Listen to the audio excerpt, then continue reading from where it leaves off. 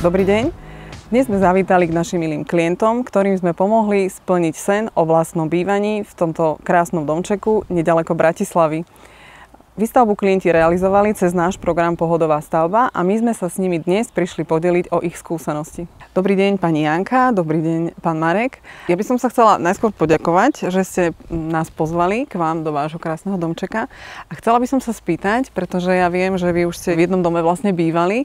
Prečo ste sa rozhodli pre stavbu nového domu? V podstate ten dom, v ktorom sme bývali v Dunajskej Lužnej, nám vyhovoval do určitej doby, a neskôr sa nám zmenili priority, deti odrastli a začali sme vnímať taký nepokoj vnútorný a taký pocit, že by možno bolo na čase urobiť nejakú zmenu. Takisto Janka sa viac začala do hĺbky venovať feng shui a chcela si vyskúšať nielen to, čo realizovala u klientov, ale sama na svojom vlastnom si chcela vyskúšať postaviť dom svojich snov podľa tých pravidiel, ktoré feng shui ponúka. A prečo ekonomické stavby? Ako ste našli ekonomické stavby? No, toto bola ďalšia úloha, ktorú vlastne realizovala Janka. Trvalo to pomerne dlho, možno aj rok.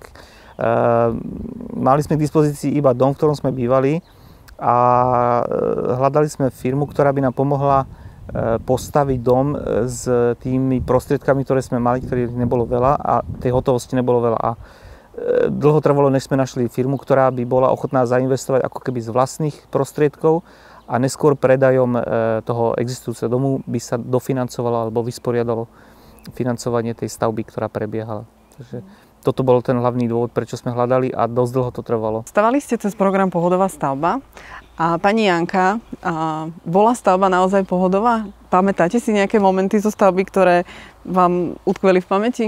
Tak ja si spomínam na množstvo takých zábavných momentov, ktoré sme spolu zažili s vašou spoločnosťou.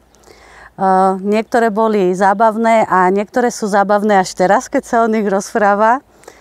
Ja by som povedala, že ja som taký náročný klient. To, čo platí dneska, už neplatí zajtra.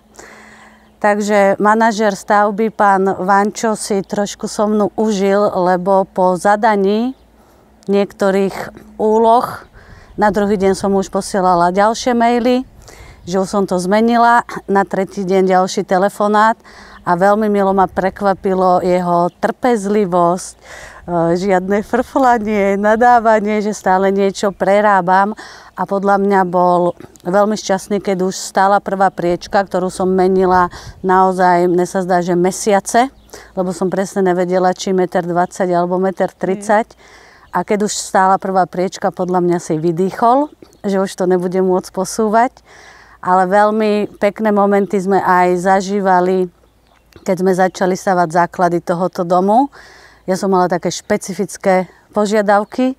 Napríklad som chcela, aby mi zavolali, keď sa bude rozlievať betón, lebo som si tam chcela vložiť kolega, svoje kamene a boli takí úžasní, že mi proste zavolali. My sme friško prišli a oni trpezlivo čakali, kým ja som si rozložila všetky svoje kamienky, kvet života, ktorý som si dala do stredu základov a potom oni zaliali betón, takže sme boli všetci spokojní. Ale zažili sme aj s pánom Mališom, ktorému som presne nadefinovala, kde má urobiť svetlá. On to samozrejme nádherne urobil, ale ja som sem prišla a zdalo sa mi, že by to mohlo byť trošku ináč, tak som ho poprosila, že či by to nezmenil. A do pol hodiny som mala fotku na mobile, už všetko zmenené. Takže čo sa týka tejto spolupráce, tak to bola pre nás naozaj veľmi pohodová stavba.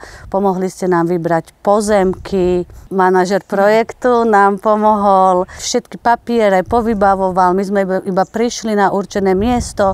Tam sme to podpísali. Potom ste za nás vybavili stavebné povolenie. V podstate nemali sme žiadnu robotu. Našou robotou bolo iba sa chodiť, pozerať na to, jak nám krásne domček rastie. A na oplatku sme sa zase snažili my tým partiám, tým chalanom super nejako odďačiť. Takže ty si napríklad napiekla koláčky, alebo keď bol Silvester, tak sme im tam nechali basu šampanského. Nealkoholického samozrejme. Nealkoholického. Na stenách sme si nechávali odkazy, pre nich napísané, že čo by sme radi, aby urobili, keď prídeme na budúce. Takže... A veľmi milo ma aj prekvapilo, že pokiaľ ste nám už odovzdali dom, že pán Vančo tu bol na návšteve, takže milé prekvapenie, že sa staráte o svojich klientov aj po tom, čo im dom odovzdáte. A veľmi ma potešilo nádherný stromček, ktorý ste nám priniesli, ktorý si sem vysadíme a bude nám pripomínať, že ľudia si musia sny plniť. Ja by som mala na záver ešte jednu otázku. Chcela by som sa spýtať, ako sa vám dnes v tomto novom dome býva? No ja myslím, alebo nemyslím, ja to určite viem, že sa nám tu býva úplne úžasne. Ono to prečilo všetky naše očakávania.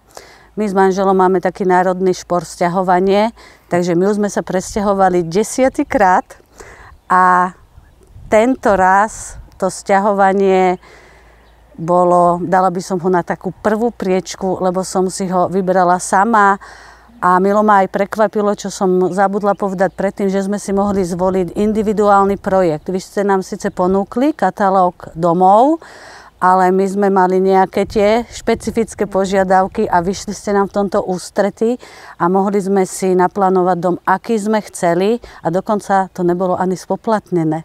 Takže toto bolo ďalšie milé prekvapenie od vás.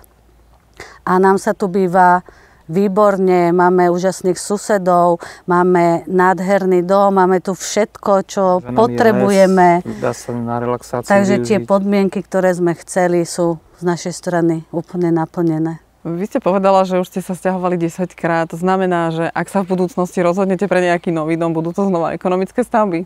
No neviem, či to môžem prezradiť, ale teda poviem vám tajomstvo, aby môj manžel nepočul. Neskolaboval. Lebo ja už mám v šuflíku odložený a nachystaný ďalší projekt, lebo ja už som svojmu manželovi slúbila, že toto sťahovanie bude posledný krát. On mi vždycky na to povie, že neverím. Tak či ho vytiahnem z toho šuflíka, alebo tam zostane, to ukáže čas. Ale pokiaľ k tomu príde a ja ho oslobodím, tak určite budeme stavať s ekonomickými stavbami. Ďakujeme ešte raz. Aj my ďakujeme za pozvanie. Ja by som chcela dodať, že program Pohodová stavba je výhodný hlavne tam, kde klienti vlastnia nehnuteľnosť, ktorú plánujú v budúcnosti predať a z predaja realizovať výstavbu novej stavby.